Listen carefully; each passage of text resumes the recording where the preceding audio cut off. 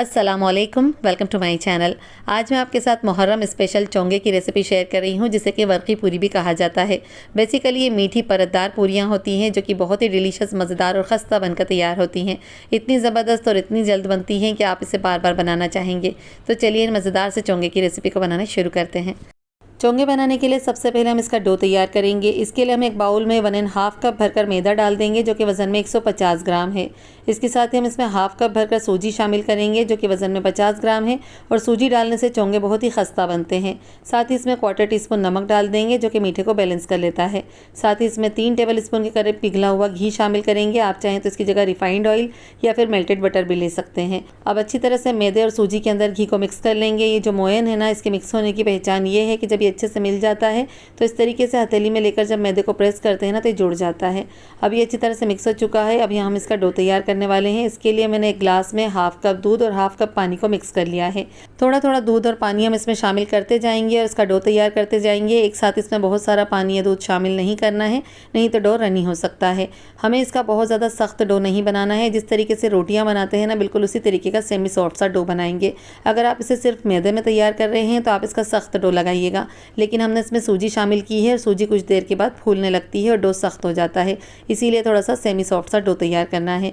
अब ये देखें, इसका डो तैयार है। इसके ऊपर हम हल्का सा ऑयल लगा देंगे। इसके बाद हम इसे कवर करके 10 से 12 मिनट के लिए साइड में रखेंगे रेस्ट करने के लिए। इतने वक्त में हम इसकी चाशनी तैयार करेंगे। चाशनी बनाने के लिए हम एक पैन में 1 कप भरकर चीनी शामिल करेंगे, जो कि वजन में 200 ग्राम है। इसके साथ ही हम इसकी बराबर क्वांटिटी में 1 कप भरकर यानी कि 200 ml पानी शामिल कर देंगे। साथ ही हम इसमें हाफ टी स्पून भरकर सब्जी इलायची का पाउडर डाल देंगे और इसके साथ ही हम इसमें कुछ ड्राई फ्रूट शामिल करेंगे, जिसमें हमने 1 टीस्पून भरकर पॉपी सीड यानी कि खसखस ली है, 1 टीस्पून भरकर ही पिस्ता कतरन ली है, 1 टीस्पून भरकर ही घिसा हुआ नारियल यानी कि सूखा नारियल लिया है, 1 टीस्पून भरकर हमने इसमें चिरौंजी शामिल करनी है। साथ ही हमने 1 पिंच ज़ाफ़रान ली है। आप चाहें तो ज़ाफ़रान की जगह फूड कलर भी शामिल कर सकते हैं, इससे चोंगों में कलर बहुत अच्छा आ जाता है। अब अच्छी तरह से मिक्स करते हुए इन सभी चीज़ों को हम चाशनी में 4 से 5 मिनट तक बॉईल करेंगे। हमें इसकी चिपचिपी कंसिस्टेंसी वाली एक तार की चाशनी तैयार करनी है, ना तो बहुत ज़्यादा रनी और ना ही बहुत ज़्यादा थिक।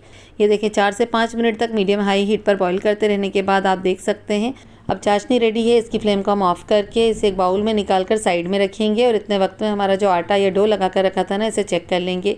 ये देखें तकरीबन 10 से 12 मिनट तक हमने इसे रेस्ट करने के लिए रखा था और ये काफ़ी थिक हो चुका है। इसे एक बार हम फिर से स्ट्रेच कर लेंगे ताकि ये थोड़ा सा स्मूथ हो जाए। इस तरीके से हम इसे गोल घुमाते हुए इसकी लोइयाँ तोड़ेंगे। हमने इसमें से तकरीबन 12 से 13 लोइयाँ तैयार की हैं। इसके बाद हम इसके पेड़े तैयार करेंगे। इस तरीके से अंदर की तरफ फोल्ड करते हुए सर्कल में गोल घुमाएंगे और इसके पेड़े लगा लेंगे। अब यहाँ देखिए, हमने इसी तरीके से बाकी की सभी लोइयाँ बनाकर तैयार कर ली है। अब एक लोई को हम इस तरीके से सूखे मैदे में डस्ट करेंगे। इसके बाद हम इसे रोलिंग बोर्ड पर रखेंगे और हल्के हाथों से प्रेस करते हुए इसे इस तरीके से बेलते हुए इसकी छोटे साइज़ की पूरी तैयार कर लेंगे। जिस तरीके से मीडियम साइज़ की पतली पतली पूरियाँ बनाई जाती हैं ना, बिल्कुल उसी साइज़ की, उसी शेप की पूरियाँ हम इसकी तैयार करेंगे। अब ये देखिए हमारी पूरी रेडी है। इसे हम इस तरीके से उठाकर और एक ट्रे या प्लेट में साइड में रखेंगे और इसी तरीके से बाकी की सभी पूरियाँ भी रेडी कर लेंगे। पूरी ना तो ज़्यादा मोटी होनी चाहिए, ना ही बहुत ज़्यादा बड़ी। आप देखें सभी बराबर यानी सिमिलर साइज़ की पूरियाँ हमने बनाकर तैयार की हैं। अब सभी पूरियाँ बनकर तैयार हो चुकी है। यह आखिरी वाली पूरी है। अब यहाँ पर मैंने एक बाउल में 2 टेबल स्पून मैदा लिया है। इसमें 2 टेबल स्पून ही हम इसमें ऑयल या फिर घी शामिल कर देंगे। अच्छी तरह से मिक्स करते हुए इसका एक स्लरी सा बना लेंगे। ये देखें इस तरीके से इसका घोल तैयार करना है। अब ये रेडी है। इसे हम इस तरीके से एक चम्मच से अच्छी तरह से पूरी के ऊपर हमने इसे स्प्रेड कर लेना है। इसके बाद हम इसके ऊपर जो हमने एक और पूरी बनाकर रखी थी ना, इस तरीके से रखेंगे। अब एक पूरी को दूसरी पूरी के ऊपर इस तरीके से रखते जाना है। इसके बाद हम इस पर 1 टीस्पून भरकर स्लरी या मैदे का घोल लगा देंगे, फिर अच्छी तरह से इसे फैला देंगे। अब सभी 12-13 पूरियों को हमने इसी तरीके से रखकर इनके ऊपर मैदे का घोल लगाते हुए इस तरीके से फैलाया है। अब आखिरी वाली पूरी को भी हमने इसके ऊपर रखा है और इस पर भी हम 1 टीस्पून भरकर मैदे का घोल लगा देंगे। अच्छी तरह से हथेलियों से फैला देंगे। इसके बाद इनको प्रेस करेंगे। इसके बाद हम एक साइड से सभी पूरियों को उठाकर अंदर की तरफ फोल्ड करेंगे। अब इस तरीके से टाइट हाथों से अब इसे रोल करते हुए अंदर की तरफ फोल्ड करते जाएंगे और इसका एक रोल बना लेंगे। ये देखें इस तरीके से लंबा सा एक रोल तैयार कर लेना है। अब ये रेडी है। इसे हम कट करेंगे। एक नाइफ या छुरी की मदद से इस तरीके से इसके पेड़े काट लेना है।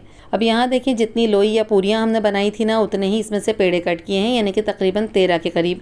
अब एक एक पेड़े को उठाते जाएंगे और इस तरीके से हथेलियों में हल्के हाथों से प्रेस करते हुए इसे गोल शेप दे देंगे ताकि ये परफेक्ट शेप में आ जाए। इसके बाद हमने इसी तरीके से बाकी सभी पेड़ों को शेप दे दिया है। देखिए तकरीबन 13 के करीब बनकर तैयार हुए हैं, यानी कि 2 कप मैदे में हमने तकरीबन 13 चोंगे बनाकर तैयार किए हैं।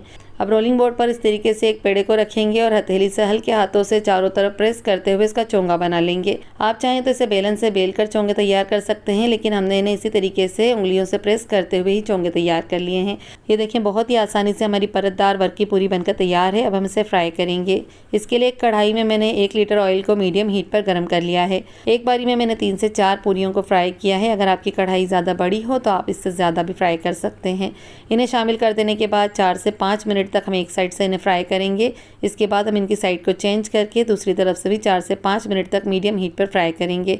बहुत ज़्यादा हाई हीट पर हमें इन्हें फ्राई नहीं करना है, नहीं तो ये अंदर से कच्ची रह जाती हैं।